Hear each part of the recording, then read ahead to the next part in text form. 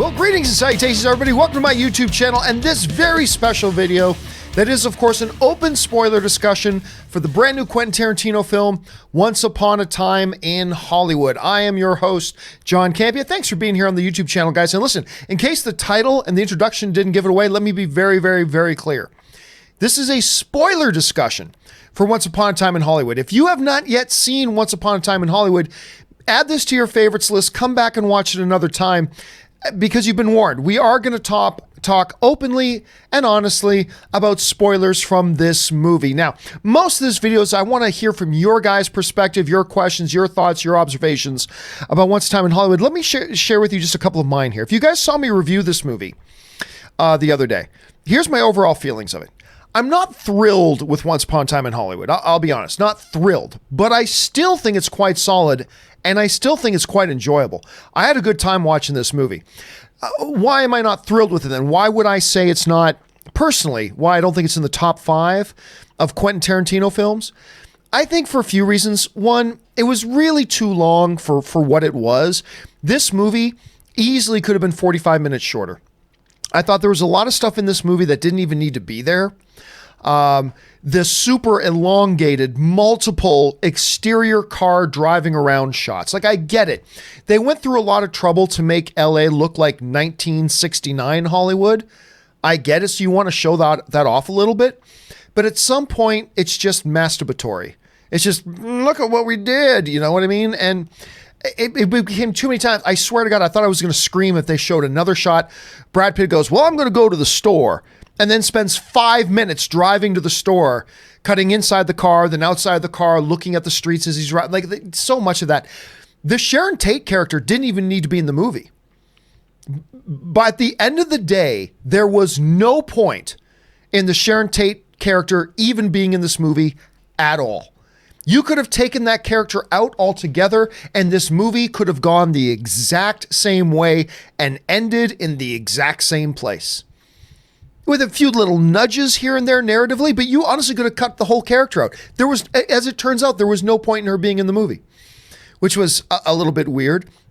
There are a few, and the fact that there was no discernible narrative, there was no discernible plot. And that's okay. That's okay. So then, John, why did you like the movie? I like the movie because it's filled with incredible scenes. This movie is a collection of scenes. John, isn't that every movie? Well, you know what I mean, though. This movie is not so much the plot. It's not so much, but it's just a collection of scenes with some really compelling characters, most notably, of course, with Brad Pitt and Leonardo DiCaprio. They are great in this movie. I thought they were both just fantastic in this movie. And there are so many scenes that are just totally memorable. Whether it's, just Brad with his dog in his trailer. Love that scene. Love that scene.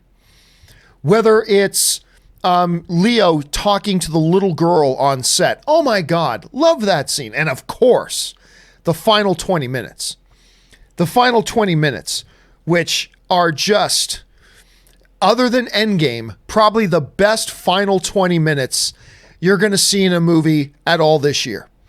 The Endgame Act 3 is the best final act, last hour or whatever, so of a movie you're going to see this year. But other than that, the final 20 minutes of Once Upon a Time in Hollywood, when they go into the house, the dog goes to town, Brad Pitt goes to town. It's so violent, it's so brutal, but so funny and so great at the same time. I mean, so yeah, I think there are a bunch of problems with the film. I think there are a bunch of problems with it. But those problems, in my opinion, are overshadowed, in my opinion, by the really good, rich stuff that's in there. The great scenes, the great performances, the fantastic ending. All of that made it, to me, still a worthwhile time and an enjoyable time at the movie theater. And I'm hearing from a lot of people that think that this is Quentin Tarantino's best movie.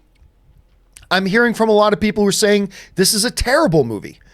I'm a little bit more in the middle, leaning towards positive. That's where I fall in line with all this. I think it's a good movie overall, but yeah, it's got some problems. Well, listen, let's hear from you guys.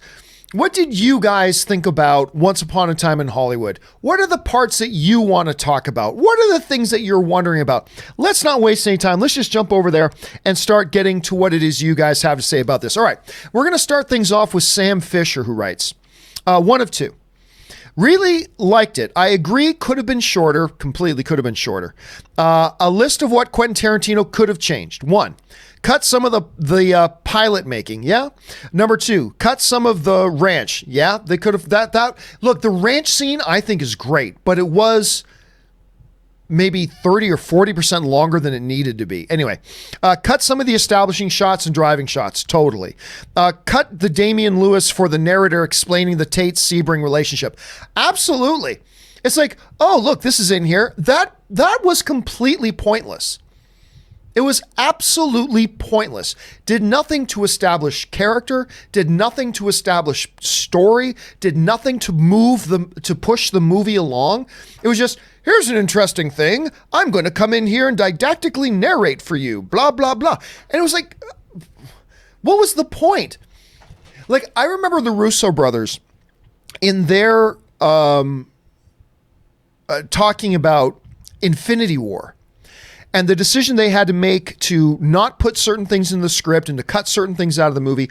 And one of the things they said was, look, at one point, you just have to look at every single scene because the movie's so packed and say, does this scene push the movie forward? Does this scene push the story and the narrative and the movie itself forward? And if it doesn't, even if it's a good scene, it's got to go. That whole scene with the narration about the Sharon Tate and her relationships, it's okay, that's an interesting little thing, but it did nothing to push the movie forward. You know? As a matter of fact, none of the stuff that he even talked about became relevant in the movie later. So I'm at a complete loss as to why that was left in the movie. But hey, you know, is what it is. Okay, Sam continues on with, was Burt Reynolds supposed to play George? That's right, Burt Reynolds was going to be in this movie, wasn't he? The only 2 roles that I could think of that maybe it's public knowledge and maybe it's been announced what Burt Reynolds was going to play. I honestly don't remember. The only 2 roles that I could think of that would make sense are either 1, playing George, or number 2, the Al Pacino character. I could see him either playing the Al Pacino character or the George character. Getting Al Pacino and Bruce Dern worked great. Those were wonderful. But yeah, maybe that was one. Sam Fisher also writes, 1 of 2. I really like the juxtaposition of Rick and Cliff, period. Punctuation is our friend, my friends. I really like the juxtaposition of Rick and Cliff, period. Rick lives in this house on the end of a private street, and Cliff lives in a trailer behind a drive-in where he has nothing but his kitchen except beer, dog food, and mac and cheese. No, I really did like that too. I don't know why it took Brad Pitt's character 5 minutes to drive from the house to his own trailer, but I thought that was great because you went from this luxury on one half of the relationship to this trailer where you're right. All he has is his kitchen, some mac and cheese, dog food, and of course his dog. But I love that scene. That scene in there, and I agree with you, Sam. I think that was a great juxtaposition showing where the 2 of the different guys are. And instead of making you think that there might be anonymity between them, it really shows you of the reliance between them. Like, Leo's character really needs Cliff, but Cliff really needs Rick. And so I thought it did a whole bunch of things, and I thought it's one of those things that you see it, and it does several things to you emotionally as an audience member as you sing it. And I agree. I thought that was great. I thought that was a wonderful little element that Quentin put in there. Sam also writes, best last 20 minutes ever. Again, other than maybe Endgame, and I don't know if I'll say ever, but certainly this year. Other than Endgame, this is the best final 20 minutes you're going to see in a movie this year. In my opinion, I thought it was fantastic. Okay, let's move on here. JB Bonifacio writes, if the fight was allowed to go on, who do you think would have eventually won, Booth or Lee? It was a really cool battle of old school versus new school.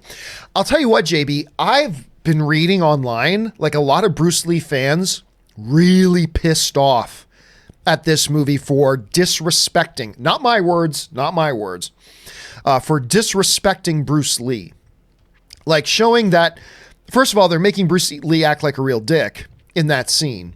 Then there are other scenes that they kind of suggest that he's actually a really nice, giving, easygoing guy, teaching people how to do moves and being really encouraging. But in that scene with Brad Pitt, he comes across as a bit of a dick. And the fact that they would have Brad Pitt's character able to take down Bruce Lee. But it wasn't really old school versus new school, because when they started getting into it, like after Bruce had knocked him down once and then he threw Bruce down once, they started to get into it. And it was very a technical fight. They were showing that Brad Pitt's character really knows his hand-to-hand combat. And it was actually a cool looking fight. I don't know. I'll tell you what, they better have had, if that fight went on, they better have had Bruce Lee win the fight. They better have had, because there are people who are already pissed off at this movie for disrespecting Bruce Lee. If they had had that fight go on and Brad Pitt ultimately won that fight, they would have just been livid, completely livid. Andres Martinez writes, James Marsden was supposed to play Burt Reynolds. Oh, is that who that was supposed to be? I thought Burt Reynolds was supposed to be in the movie initially. Okay, anyway, I'm not sure. If you're asking who is, because I thought I thought like Quentin Tarantino had been thinking about Once Upon a Time in Hollywood for years, and I thought that Burt Reynolds was supposed to be in the movie. But you're saying that he was supposed to. I'm not quite sure. Is that who that was supposed to be? I didn't pick up on that. Then again, that's what happens when you only watch a movie one time. Okay, Sam Fisher writes. One of two. What surprised me is how little graphic violence is in the film, except in the last 20 minutes. Cliff punching the hippie and Cliff beating up Bruce Lee. All of it was filtered through clips of movies they show in the films. Well, yeah, you're right. There wasn't, but I mean, the movie for what it was really didn't have a need or anything calling for like graphic violence. You know, there was nothing in the movie that called for that until you get to the end. And I will say this, Sam, I'll say this. The fact that they held off on any real graphic violence until the end of the movie made that graphic violence at the end of the movie really pop. Because look, if you're watching Once Upon a Time in Hollywood and there's 4 or 5 scenes of some real brutal violence, then when you get to that final scene, it's just another cool scene. But since there's been none of it, and then all of a sudden, bang, out of nowhere, this hyper violent, brutal, bloody confrontation in Rick's house, the fact that the rest of the movie didn't really have any of that adds to the impact, I think, of that final scene, and why it just has like, oh my God, kind of feeling to it. Because if they hadn't been giving it to us the entire movie, then it still would have been cool at the end, but it would have lacked some of the impact. The fact that it was saved until the end gave it extra punch. I think that gave it extra punch, but it's a good observation. All right. Superman Steve writes, we don't even get this movie in Australia until next month. It's so frustrating. Oh man, I'm so sorry to hear that. They got to do something in Hollywood, I'm telling you, about shortening these release windows. But Superman Steve, what are you doing here then? If you haven't seen this movie yet, you shouldn't be in here spoiling the movie for yourself, dude. You shouldn't be in here spoiling the movie for yourself. Wait till next month and come back and watch it, because there are some big surprises in this movie, which we've already given away a couple. Sam Fisher writes, the Red Apple Sig ad in the credits was hilarious. I'll be honest with you, I didn't stick around for the credits. As soon as the movie ended, I was right out the door quickly. I just wanted to get home. I mean, I love that ending, and I enjoyed the movie, but it was nearly 3 hours. It was 2 hours and 45 minutes, plus the 25 minutes of credits time. I mean, I was just looking to get out by the time the movie was done, so I didn't see the Apple Sig ad. If I go back, well, I am going to go back and watch it again. When I go back and watch it again, I'll make sure I stick around for the credits this time. Sam also writes, it was interesting that Quentin Tarantino created Tim Roth with Cut. Oh, credited. Sorry. It was interesting that Quentin Tarantino credited Tim Roth with quote unquote Cut. Is this something they used to do, and should they start doing it again? I think they should. I'll be straight up honest with you, Sam. I don't know what you're talking about. So either I missed something, or I'm just not cluing into what it is you're talking about, but I honestly don't know what it is you're talking about there. War Machine Rocks writes, the little girl in the Lancer movie was amazing. No, seriously. I was sitting there. Well, first of all, she's supposed to be getting like really impressing Leonardo DiCaprio as this young girl who's an actress. And she's so intelligent and so good at her craft that she's impressing Leonardo DiCaprio. But you and I are sitting in the audience just being impressed with this little girl playing in this role. Like, you're right. That girl, I don't even know who it was. I haven't looked her up. She was fantastic. And the character was fantastic. And that whole opening conversation between Rick and the little girl as he sits beside her and she's reading one thing, he pulls out his book. That was one of the best scenes of the movie. And it's just two people, Rick and this little girl, sitting down, talking. One of Quentin Tarantino's strengths. And it was one of the best scenes of the movie to me. And War Machine Rocks also writes, also Tarantino's fetish really showed throughout.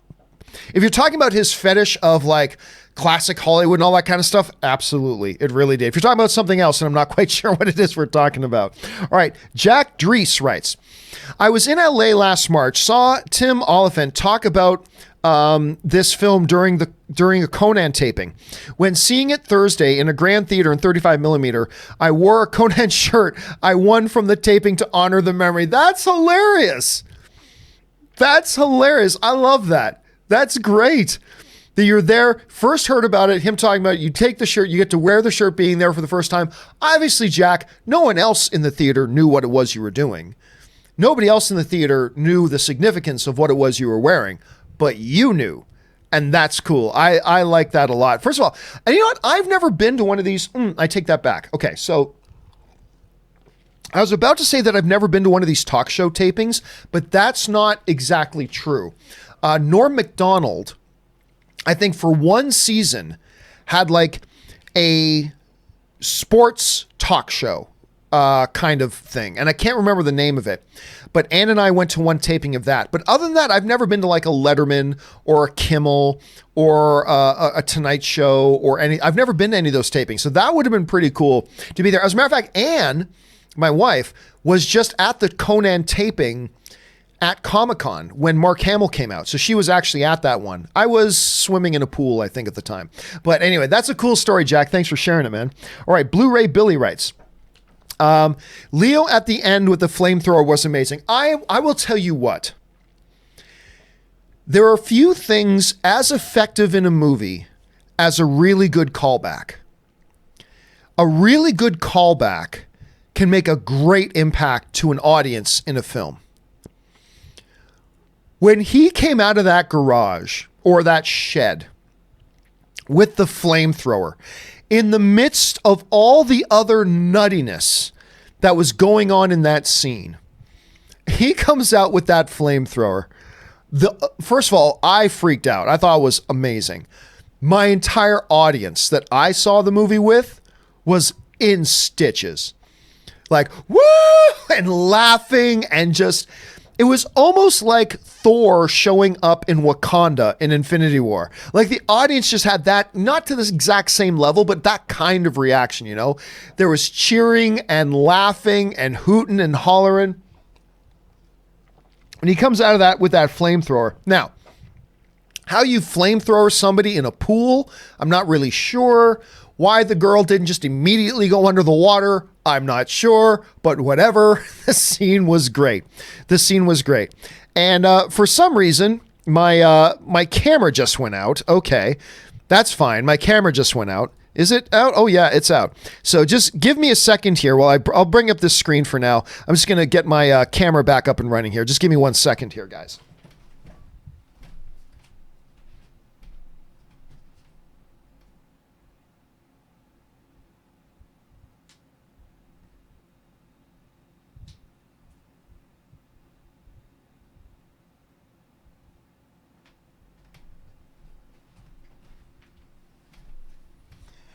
All right, sorry about that, guys. We should be back up and running. I don't know if I'm in focus. I even seem to be in focus. Okay, we're back up and running. Sorry about that. I think I just had the camera on for too long today. I think that might be part of the problem because I did like a 3-hour show earlier today. Anyway, yes, him getting the flamethrower, absolutely amazing. Okay, moving on. Let's see. Albert Gonzalez Jr. writes, do you know what happened with the Tim Roth scene and why was it cut? I'm curious. Nope. No idea. I have no idea. I didn't even know there was a Tim Roth scene that was deleted, to be honest with you. So I have no idea about that. That's probably what somebody was asking earlier up, and I had no idea what they were talking about then either. So no, I don't know what it was. I'm glad it was cut, whatever it is, because the movie was already 2 hours and 45 minutes.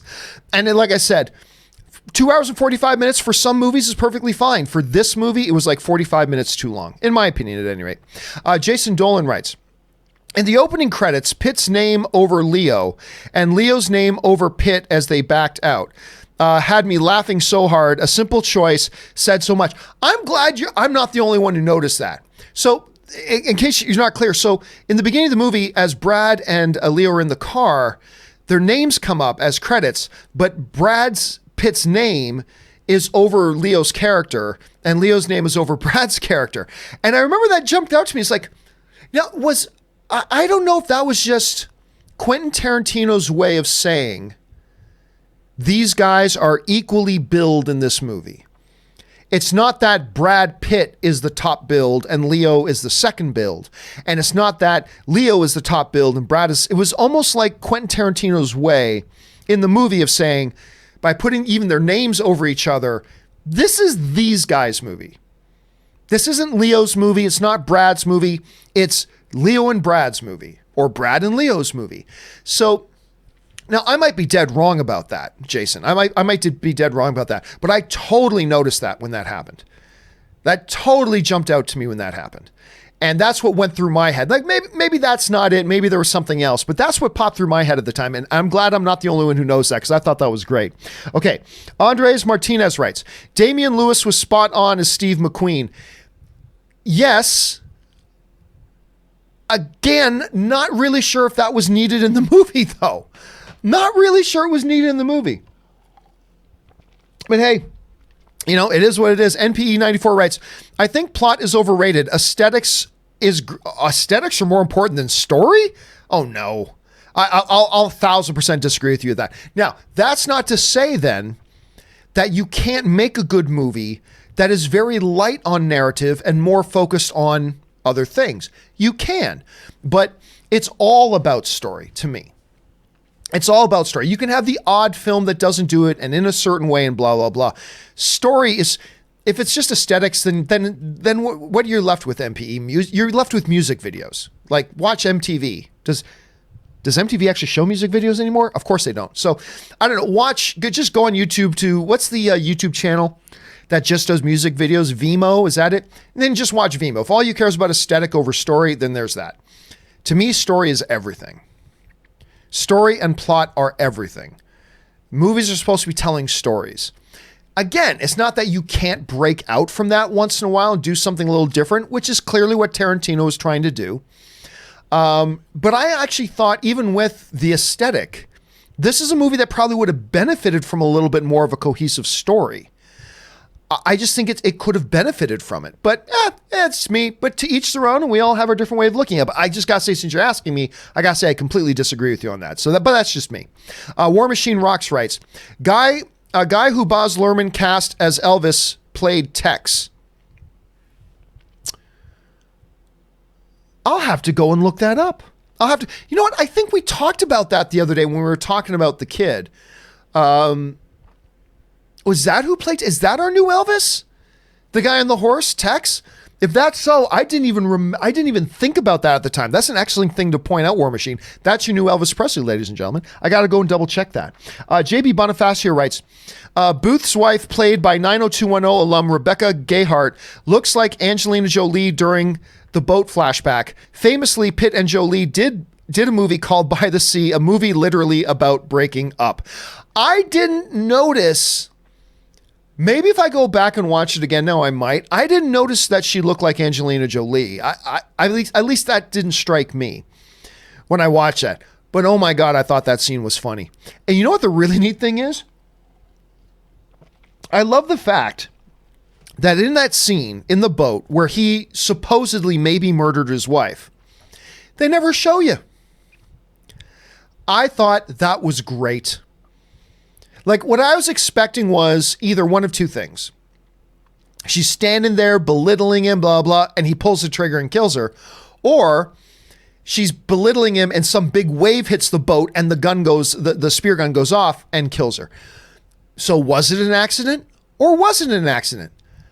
And Tarantino just decides to go, you know what? We're not going to tell you. You figure that out yourself. You decide for yourself if he actually murdered his wife or not. And I actually thought, now, I don't like movies that end that way. To me, that's a cop-out. But unimportant details, well, I mean, whether he killed his wife is important. But I mean, to the overall movie, it wasn't that important, whether he did that or not. Leaving that as a hanging question in the air, I thought that was gutsy. I thought that was gutsy. I thought that was a pretty gutsy thing, and I got a kick out of it. I actually loved it that they cut away before showing what happened. I thought that was a pretty good. Again, if that was the end of the movie, I wouldn't be for it. I think that's a cheap cop out. But there, in that context, I thought that was a great scene, JB. All right, Jason Dolan writes, and my camera went out again. Why did my camera go out again? All right, I'm going to give this one more shot. And if this doesn't work, then I'm probably just going to do the rest of the video from this camera point of view. But let me just go double check, see why my camera went out. Give me again 1 second here, guys.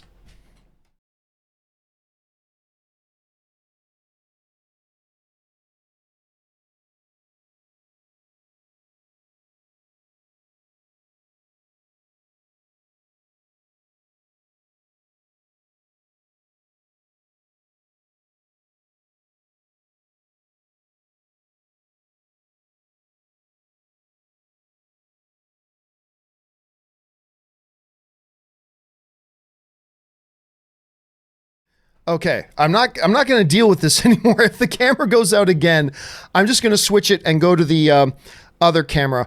And it looks like my focus is a little out. Give me 1 second. I'm going to try to get this focus straightened out here, just so we can move on with the show, as it were. Hold on a second here. There. Now, just give me a minute here while I try to figure out this this camera situation.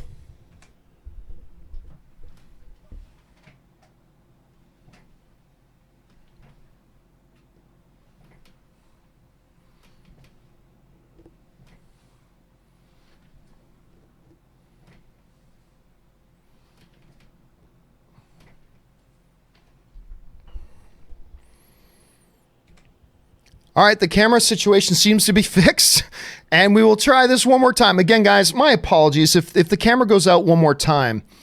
And I'm not quite sure what because of this. I don't think I've had this problem before, but if it does go out one more time, then I'm just going to switch cameras and we'll go on with the rest of the show this way. Okay, anyway, no Jack Nicholson cameo. Wish he'd played George. That's from Jason Nolan. Yeah, I remember there was that rumor going around. There was some report going around that Jack Nicholson did a cameo in it. And I'll be honest with you, I totally forgot about that report until I watched the movie. As I was watching the movie, I totally forgot about it. So I wasn't looking for him, but you're right. There was a report of some sort going around that Jack Nicholson makes an appearance in the movie and he wasn't there. Unless he was there in makeup and we just didn't recognize him. Maybe, I suppose that's a possibility, but you're right. No Jack Nicholson that I noticed. Do you guys know? Maybe he was in the movie in some kind of costume. We didn't recognize him. Let me know if you guys have an answer to that. All right. Tyler Schultz writes, Cliff Booth might be one of my favorite movie characters ever to the flamethrower. First of all, Cliff, I love both Cliff and Rick. They were both great. And I love the fact that it wasn't your stereotypical Hollywood relationship where one guy takes advantage of the other. Like, Rick clearly cares about Cliff. You know, he fought and argued with the producer of a movie to get Cliff a job. And he even when he wasn't working and getting gigs, he kept Cliff on the payroll. Cliff was clearly very, very loyal to Rick.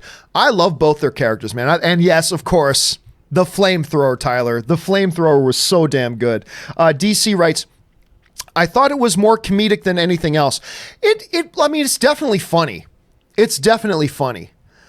And I will agree that it's probably more comedic than anything else. It's more comedic than it is dramatic. It's more comedic than it is crime-wise. It's more comedic than it is, noir. It's more comedic I wouldn't say it's a comedy pure and simple, but I agree with the assessment. It's more comedic than it is any other element you could say about it. So I'll agree with you on that. NP94 writes, I don't get why slow is a criticism. Some of the best movies ever made are character driven and deliberate in their pacing. I love soaking it in. But see, there's the problem, MPE. People think that slow and lack of pace are the same thing. They're not. They're two different things. You can be slow. There are slow burn movies that are just perfect. You know, slow burn, blah, blah, that's perfect. But you need to have a sense of cadence and pace to a movie. And you can be a bam, bam, bam, bam kind of, kinetic kind of pace, or you can have a boom, boom, boom. That's still a pace, a cadence to the movie that whether it's going really quick or slow, you feel the heartbeat of the movie as it progresses and as it moves. There's a difference between that and meandering. Moving slow is fine. Meandering, like having a movie pointlessly meandering, just kind of loitering, and just doing nothing and sitting completely still without at least, even if it's a slow pace, without having any pace to movement, that's a different thing entirely. You can be slow. You just got to make sure that even if it's a slow pace, you have pace. And there are a number of movies that come out that have no pace. They're just slow. And then people go, well, what's wrong with a slow burn movie? Nothing, as long as the slow burn movie continues to move forward and isn't wasting time. You can do things very slowly, as long as with each moment, as slowly as you're moving through them, serve a purpose. And I just found like a movie like this one, there was just too many scenes that didn't, it's not that it moved slow, it's just that it didn't, there were scenes that just didn't move at all. And there goes my camera again. All right, guys. So what I'm going to do now is I am going to, what am I going to do here? I am going to just bring in a different camera for this one. So give me 1 second as I bring in my other camera. Let's see if I can remember which one it is. Give me a second here. Because this camera, okay, I know what this is now. All right. So here we go. I'm going to switch over to this camera, and I'm going to simply do this, and we're all good. And away we go. So I'm going to have to finish off this from this camera because apparently I got something wacky going on with this other one. So I'll get that fixed and looked after. But yeah, NPCC, that's the thing. Now, you may agree or disagree with me that Once Upon a Time in Hollywood had a lot of wasted time that just wasn't moving at all. It's fine if you're moving fast. It's fine if you're moving slow. Just be moving. And whether it's all the times that we're just spending useless exterior car shots driving through LA over and over and over and over again, whether it's like the entire scene of Sharon Tate, it felt like it was 10-15 minutes of screen time of Sharon Tate coming across a movie theater, showing a movie that she happens to be in, going in to watch her own movie, finishing that up, leaving the theater, blah, blah, served no purpose. None. That's a good 10 minutes that the movie wasn't moving slow. It wasn't moving. It was in park.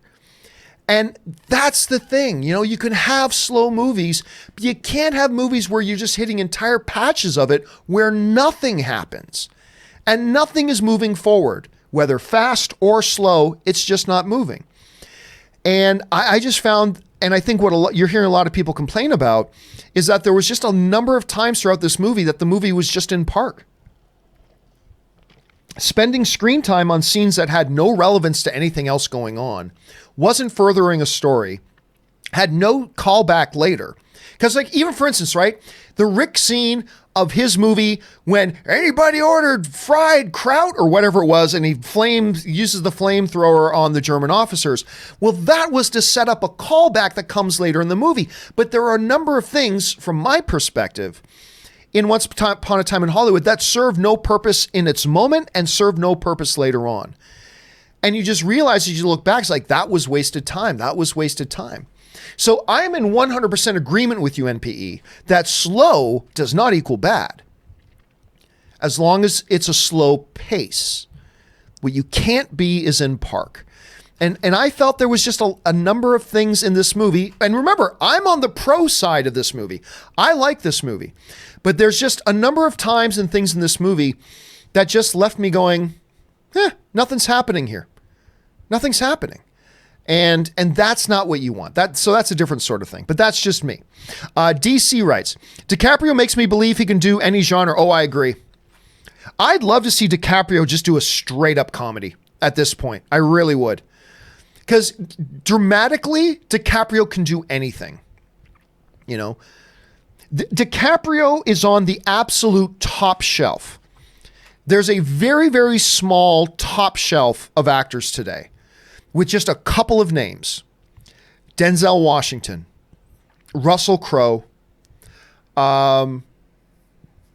Leonardo DiCaprio, and maybe one or two others. Maybe one or two others. He can clearly do anything dramatically and play any kind of character dramatically. I think he's got comedic chops too, and I think we see that in Once Upon a Time in Hollywood. And I would dig, honestly, just to see him do a straight up comedy at some point, DC. All right, Roy L. writes, I would have cut the whole Sharon Tate theater scene. Not only that, Roy, now maybe I'll change my mind once I watch it again. I think I would cut the entire Sharon Tate character. The only purpose I see for the entirety of the entire movie for the Sharon Tate character is as a misdirect. That's it. I honestly see no other purpose to that character in the movie other than as a misdirect to help set up the big final scene at Rick's house. On that level, there was purpose, but you could have done other things to misdirect, because I'm telling you what, I absolutely agree with you. That entire scene, that entire movie theater scene could have been axed. It did nothing for the movie as a whole. It didn't fulfill anything from what happened previously. It doesn't set up anything that comes later, and it doesn't do anything within its own moment to push the movie forward. It's just there. And I think they probably could have, I really think they could have cut that. But again, I almost kind of feel like they could have cut the entire character. Static Space Sean. Not that Margot Robbie wasn't great. She is. It's just that the character wasn't kind of needed. Static Space Sean writes, when DiCaprio's just chilling in the pool and the lady breaks through the door, I just lost it with Leo's reaction. First of all, again, as we said earlier, Static Space, everything about those final 20 minutes is pure cinematic gold. Pure cinematic gold.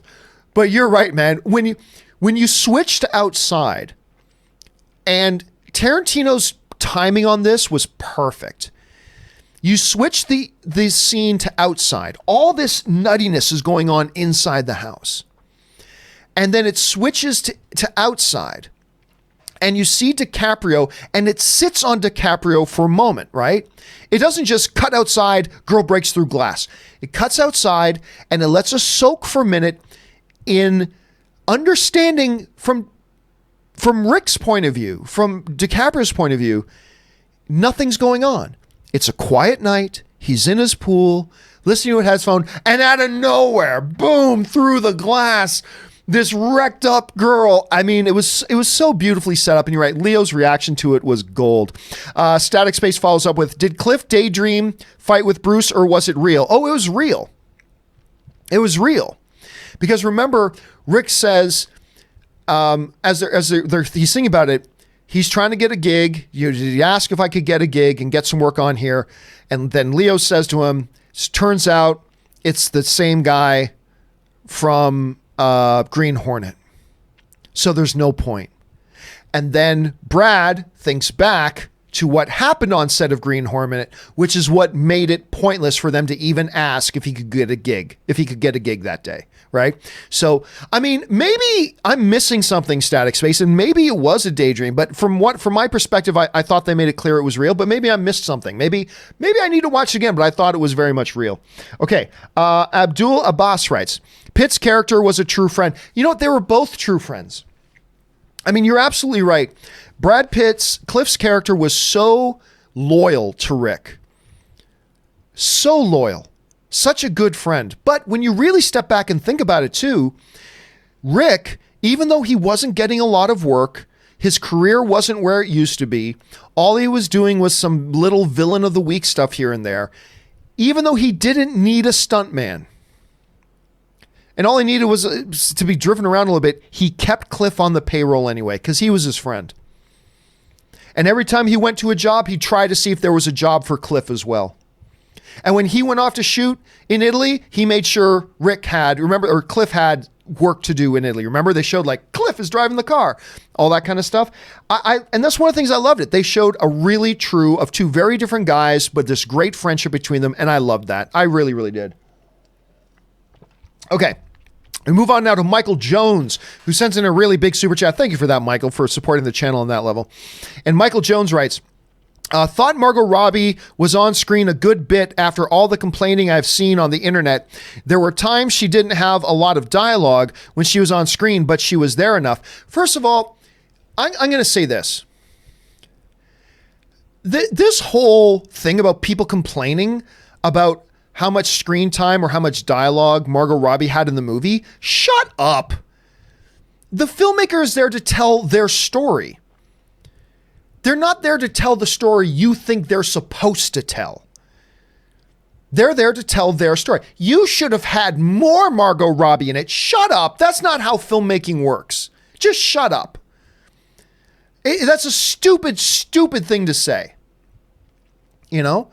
Filmmakers are there to tell their stories. They're not there to tell the stories that they think you think they're supposed to tell. No, tell your story, and then the audience either likes it or doesn't like it. Stop telling them what they should be doing in their stories. I just, make them good. We can tell them that. Give them some pace to it. We can tell them that. But don't say, no, I think Rick should have done this at this point. That drives me crazy. It drives me crazy. All these people are saying, you should have had more Sharon Tate in the movie. You should have given her more lines. It's like, what? He's making a movie, not making political statements. I've never understood that. Now, I'm thinking Quentin Tarantino should have had less of her in it because I found the character to be unnecessary. I get it. It's Margot Robbie. She's one of the biggest stars in the world. You feel like maybe you want to show her off in the movie a little bit. Look, we got one of the biggest stars in the world, Margot Robbie. So you put her in more stuff. But I thought he should have had her in the movie less. I think it would have served the movie better to have her. Not that it was her fault. It wasn't. It's just the character. I thought it would serve the movie better to have the character in there less, to be honest with you. But it is what it is. But yeah, I thought that whole controversy was bloody ignorant. I really do. I always thought that controversy was bloody ignorant. Oh, really? So you're going to tell Quentin Tarantino the movie he's supposed to write? Okay, go for it. I mean, it's up to us as the audience to say whether we thought the movie was good or bad. I thought the jokes weren't funny. I didn't find the chemistry good. I don't think the story made a lot of sense. But you can complain about any movie for anything that you want about the movie. But don't go, in principle, you should have given Margot Robbie more lines because she's Margot Robbie. And if you don't give her more lines, to me, that's bloody ridiculous. It's bloody ridiculous. And I never wrap my head around why anybody would think something so stupid. But hey, it is what it is. Okay. William Crook writes, I don't get people saying Pitt is the star. Leo and Pitt are equal in the movie. Their scenes are great together. Yeah, I think this goes back, William, to what I was saying a little bit earlier about how, even the way they did their opening credits. Now, the opening credits, when you see the two of them in the car and they have their names over each other, to me, that was kind of Tarantino, and maybe I'm wrong, but to me at the time, it felt like that was Tarantino's way of saying this is their movie. Not his and he's second, or his and he's second. This is their movie. And yeah, I don't see that I don't see being able to look at it any other way. Brad Pitt is not the star of the movie. But at the same time, I don't think Leo DiCaprio is the star of the movie. I think this is Brad and Leo, or Leo and Brad, whichever way you want to read it. And I thought, and you're right, I thought their chemistry together was great, but they're two of the finest actors in the world. Of course they're going to make it work, but to me, they made it work and I thought it was great. All right. Let's see. Krieger119 writes, bro, I came out of there like, how do you get burned to death with a flamethrower in an effing pool? Surprised I enjoyed it without a real plot. And I'm with you, Krieger. I enjoyed it. There's not a real plot. I thought I could have enjoyed it even more if there was a little bit more connective plot tissue, but I still thought it was a very enjoyable movie. But I said the exact same thing, Krieger. Girl, you're getting blasted by a flamethrower, but you are in a swimming pool. Duck. Just duck. Go under the water for a second and you're all good. I don't, so, but visually it looked awesome, right, Krieger? It completely looked awesome the way it was. But yeah, I was like, what? Wait a minute. Why isn't she just ducking under the water? She's in a pool, right? Why doesn't she just, go under the water? I don't know, whatever. Let's see. The one who eats lemons. Oops, sorry, had a bit of a jump here. The one who eats lemons writes, I see Sharon's role akin to a fourth wall break, seeing her so full of life just on a normal day, in stark contrast to the harsh reality, gives the ending an additional layer of satisfaction. I mean, I can see where you're going with that, Lemons. But to me, look, from an audience point of view, if you need something to set something up, you should budget your time and how much time you need to set that up. Spending like 20 or 30 minutes of the movie or more on her character just to give a little emotion, an extra little emotional thing at the end. I don't know. I thought that could have been done much quicker without wasted screen time. And again, it's not like he had this movie at a nice, crisp hour and 45 minutes. This was a 2 hour and 45 minute movie, and it just didn't need to be. It just didn't need to be. As much as I enjoyed Once Upon a Time in Hollywood, and it's a good movie to me, I give it between thumbs up and thumbs down. I give it a thumbs up. I like this movie, but I think I would have liked it a hell of a lot more if it was like 45 minutes shorter. And I just thought there was just too much wasted stuff on that. But I can see where you're going with that, Lemons. I do. I can see your perspective on that. I appreciate that. I don't necessarily agree, but I think it's a valid observation you're making there, man. Okay. Christopher Hasselden writes, did they really bring in Bruce Lee to be a jobber? That's something that's got a lot of people upset, Christopher. Technically speaking, the fight ended in a draw.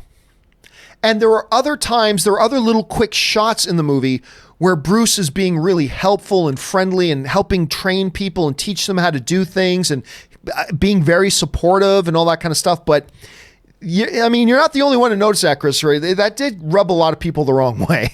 The way they handled the Bruce Lee situation, it totally did. I thought it was fine because two different styles. Brad was a much bigger guy than Bruce was, and it ended in a draw. Then maybe if it had gone on, Bruce would have won. I mean, I don't know. So I tend not to think about it too much. But yeah, there are people who were very upset about it, and I can understand why. I can sort of get where they're coming from. All right, Sam Fisher writes, either cut out Margot Robbie and only have her show up at the end or give her more to do. I would say don't give her more to do. Give her something relevant to do. Give her something relevant to do, because that was my frustration with the character, was that throughout she never did anything that was relevant to the movie. She never did anything that was relevant to the movie. And that's the part that frustrated me.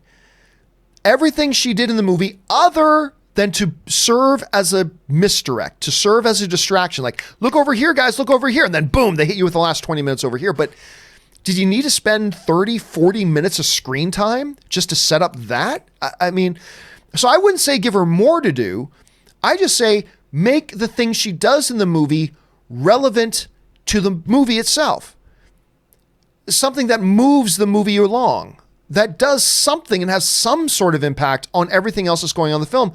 Instead, it's just a bunch of isolated scenes that connects in no way to anything else. And that for me was a little bit frustrating. Okay. Let's see where we, Oh, Justin Lopez. Looks like I missed Justin Lopez's question. My friend and I said the same thing, John. We love the film and third act, which was fire, but we're waiting around to see what the plot was. Yeah, I mean that. And look, it's when you got a lot of people coming out of the movie going, there was no plot, then there's something to be said for that. You know, and maybe Quentin Tarantino had something in mind on a deeper level, but your job as a filmmaker is to communicate that story to your audience. And if you're communicating in such a way that a lot of the audience is coming out saying, well, there was no real plot, it was just a bunch of really good scenes, but no real connective plot, then it's not the audience's fault. Then that's on the director. And maybe that was his point. Maybe that was his intention, to just not really be a traditional, narrative story flow, but just wanted to be, here's some really interesting characters in some really interesting situations. And we're just going to make a collection of some really, really good scenes together and have this big dynamite ending with a couple of callbacks to wrap it all up in a really good, efficient way. Hey, if that's what he was going for, he accomplished it. But at 2 hours and 45 minutes, you really should have a narrative running through there as well. But, it is what it is. It is what it is. All right, Ben Rayner writes, better dogfight, this or John Wick 3? Ooh, I'm going to go John Wick 3, but here's the difference. John Wick 3, even in the way that the dog attacks happen in John Wick 3, that's really more fantasy, much like a lot of John Wick is. A lot of John Wick is pure fantasy. That felt like a dog really attacking a person in Once Upon a Time in Hollywood. Like that felt like, yeah, that's how that would happen. A properly trained dog like that, that's how they would wreck a fool. So they're two really different things. One's more fantasy, one's more grounded. So pure entertainment on the screen, the dogs in John Wick 3. But more visceral because it felt more real, the ones in Once Upon a Time in Hollywood. So it all depends on which angle you're looking at it, Ben. All right, Justin Lopez writes, no way would he take down Bruce Lee in real life. Well, I mean, look, fact of the matter is, he had probably about 100 pounds on Bruce Lee. Bruce Lee maybe would have underestimated him because he's just some brainless stuntman, right? When clearly that character had a lot of combat training, clearly. So maybe in one moment he takes him for granted, underestimates him, gets caught in one thing and thrown against a car. But he gets back up and then some really cool combat. So I mean, I don't know. I remember though, Cliff is a fictional character. In this movie, Cliff is a fictional character. Whether it was based on anybody real or not, doesn't matter. In the movie, he's a fictional character. So who are we to say how Bruce Lee would have done against this fictional character that we really don't know anything about, other than the fact that he killed his wife, but we don't know whether it was on purpose or not, right? So who's to say? Who's to say? But I get your frustration on that. I do. I see where you're coming from with that. All right. Wade O'Neill writes, I enjoyed the movie. I heard criticisms about how inept the attempted killers seemed to be. That's true. Implying that the actual victims weren't smart enough to outwit the idiots. I see their point. Well, I mean, I think, look, the people in the Charles Manson thing, they were idiots. They were pretty stupid. And forgive the audio, guys, but it's pretty warm here in Los Angeles today, so I'm going to turn on the air conditioner just to keep myself cool here. So I didn't mind how stupid they came across. Any idiot can pick up a gun or a knife and say, I'm going to go attack somebody. So I don't know. I kind of thought they were really stupid. So that's just my thing. But I see where you're coming from, Wade. I see where you're coming from. Sinfinity and Beyond writes, Marsden was supposed to play Reynolds as a character in the movie.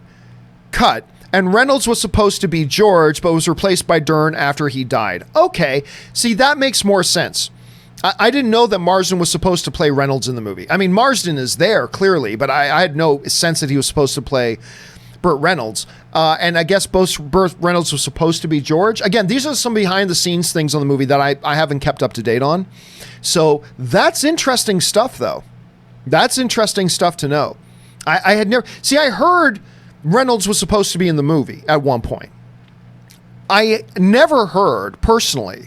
But, I haven't been following it really close.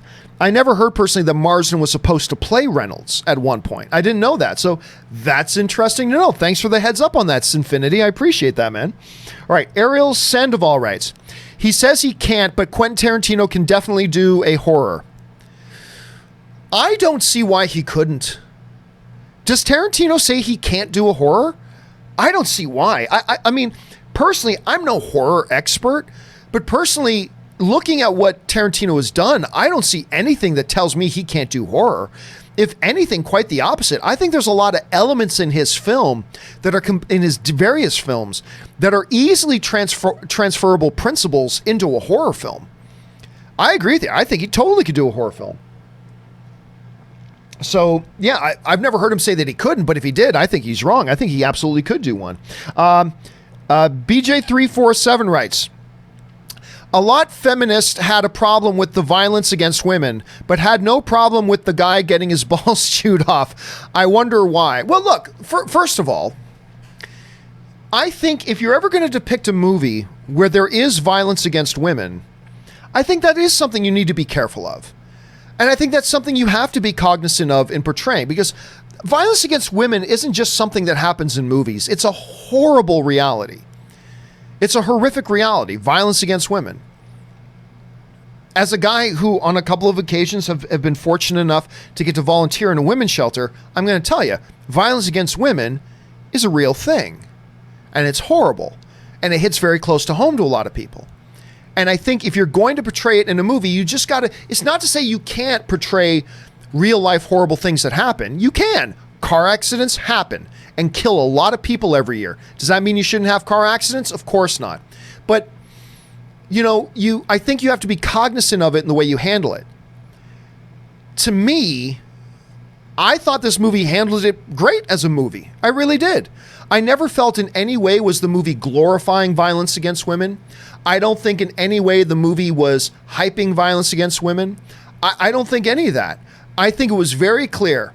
Murderous intruders breaking into a house, gender irrelevant. Murderous intruders with murderous intent breaking into a house, getting ready to kill somebody, got their asses handed to them.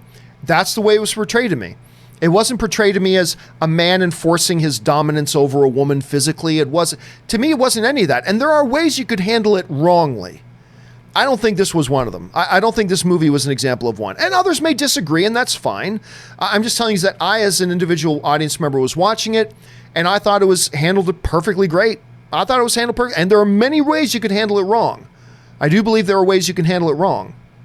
But I thought it handled it great personally. But maybe other people have different points of view. Let's see. Sam Fisher writes, Tim Roth is in the credits, but there is cut in parentheses next to his name. So I guess he was in the movie at some point, but maybe the scene was cut out again at 2 hours and 45 minutes, which was already 45 minutes too long. I'm okay with any decision to not make the movie longer. So yeah. Breed Low sends in a super chat just to be supportive. Thank you, Breed Low. Kai Shane Bright writes, Nick Hammond's 70s TV Spider-Man was Sam Wanamaker. I don't remember who Sam Wanamaker was in the movie. I'll be honest with you. Again, I've only seen the movie once right now, but I will have to keep my eyes open for that because that's an interesting factoid. I got to go back in and check that out. Okay. Leo Milmet writes, one of two. Sharon Tate represents the idea of Hollywood's future. She's the soul of the film. The whole point is what might have been in Hollywood, if only. Her innocence contrasts with Rick's jadedness, and the ending is the return of Rick's success in the emerging new Hollywood. I don't disagree with any of that. But to me, if that's a point you're trying to make, then you can make that point in 5 minutes. And you can make that point effectively in 5 minutes. See, that's my issue. You can say Sharon's role in the film is to be a representation of something, okay, but you can do that representation and do it well in moments, let alone minutes, which is an eternity in a film. Her having a half hour plus of screen time was not necessary. Again, that's just my opinion. And to be honest with you, it's done so subtly that it almost made it inconsequential. So I see what you're saying, Milmit, and I don't disagree. But what I will disagree with is that we needed 30, 40 plus minutes of her on screen, completely not affecting anything else in the movie, to make that one representation symbolism. I think that could have been done very quickly and very effectively and very powerfully, right? In just a few minutes of screen time. I don't know, man. It's going to be a hard sell to convince me that she was needed to be in this movie as long and as much as she was in the movie. But you may feel differently, and that's why all film is subjective and we see things different ways. It's a good observation, though. All right, where are we at here? Hervos Rancheros writes, did Tarantino have a cameo? If so, I missed it. I didn't see it. And that I was looking for that. I was looking for Tarantino to cameo. So unless he was just an extra in the background that I didn't notice, I didn't see it myself, and I was looking for it. So if you guys know if he was, let me know, but I didn't see it myself. Ryan W. writes, I haven't seen many Quentin Tarantino films yet, but it makes me think of Kill Bill, where the last act feels very different. Also, Span Ranch sequence gave me chills. If you're talking about I thought that scene was great, but I also thought it was too long. I didn't think it needed to be that long. But it was a good scene. I'm not going to complain much about it, because while I thought it was too long, could have been shorter, should have been shorter, it was a pretty damn good scene, and you're right, it also gave a lot of chills. And you're right, the second act feels different, but Tarantino's really good at that. Tarantino, if you look at a number of his films, different acts will feel like a completely different movement. Like if you look at, I don't know, I'm trying to think of Bach or something like that. You go through one of their pieces, and as you get through different movements of the music, they change identity and they change directions. And Tarantino films have a tendency to do that, and I think to really good effect. And I like it when his films change gears, and I like the effect of it in this one too. Actually, I thought it was really quite effective in this one, Ryan, quite a bit.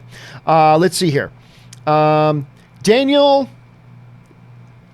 Olmas Gonzalez writes, does this film portray women poorly? I don't think so. Remember, this movie is not portraying women. It's portraying a couple of characters in the movie who happen to be women, any more so than this movie portrays men poorly. You know, at times in the movie, Rick is a total jackass.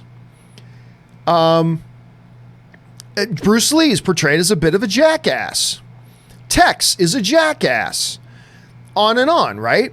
Does that mean the movie portrays men poorly? No, it just meant there are some characters in this movie who are not great characters.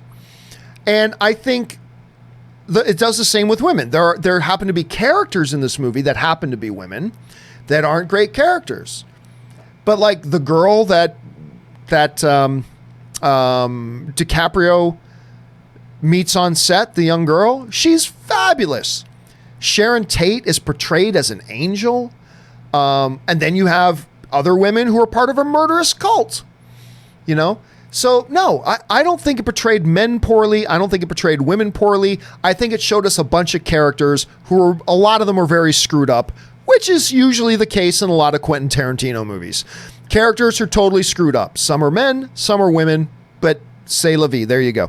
Daniel also follows it with, Grace from Beyond the Trailer wrote bad review. I don't care. They're going to be there. Look, who cares what one critic says? Who cares that I say it's a good movie, but not great? Who cares? There are hundreds of critics. Many of them are going to say bad things. Many of them are going to say good things. So weigh it out, but who cares what one particular critic said? Doesn't matter. Whether it's Grace or me or anybody else, who cares?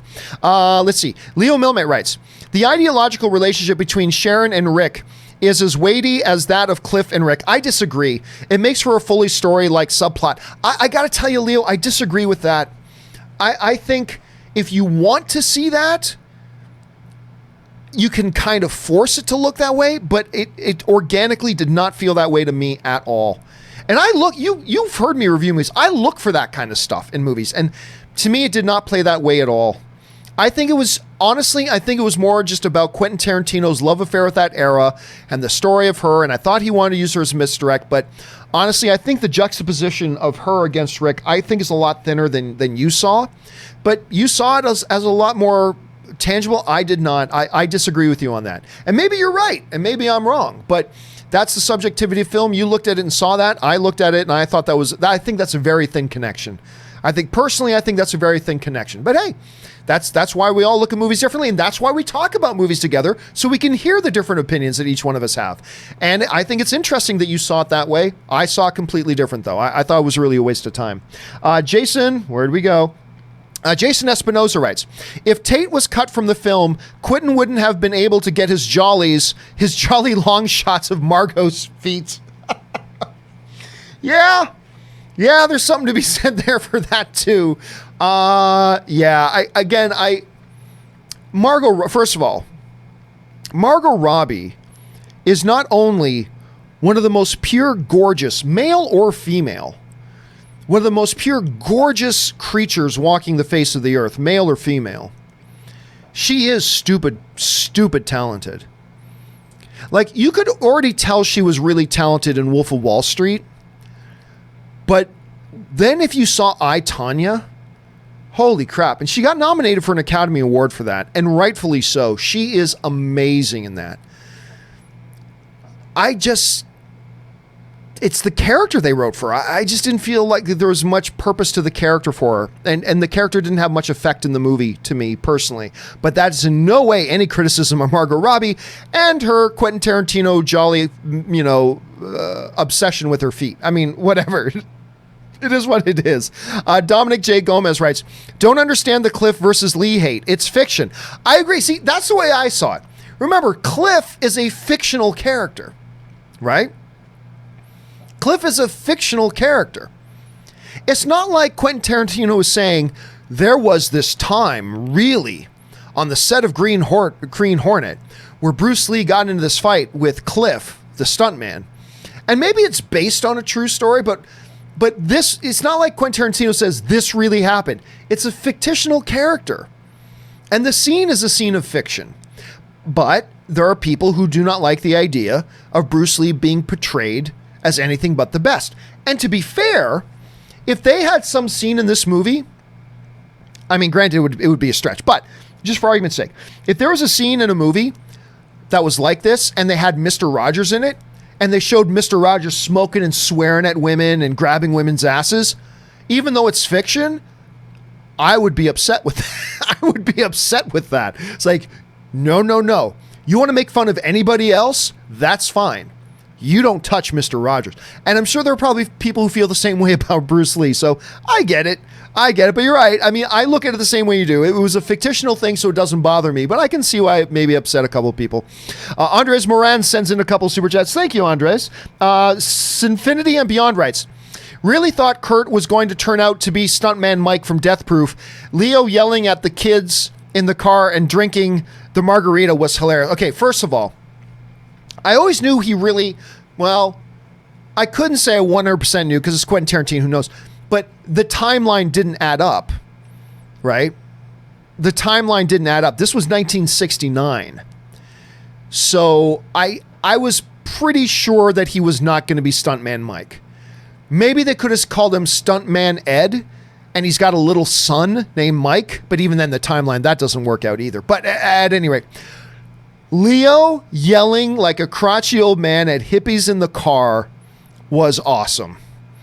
And when I say that the last 20 minutes are gold, I don't mean once they break into the house. I mean even before that. Leo going out there and screaming at the kids in the car, I thought was awesome. I love that scene. I was laughing hysterically at it. All right, anyway. Dominic J. Gomez writes, if tomorrow Quentin Tarantino announced he was directing a Marvel movie, how would you feel? And which hero would you see him directing? I don't care. I really don't care about which character should he do. Don't care. But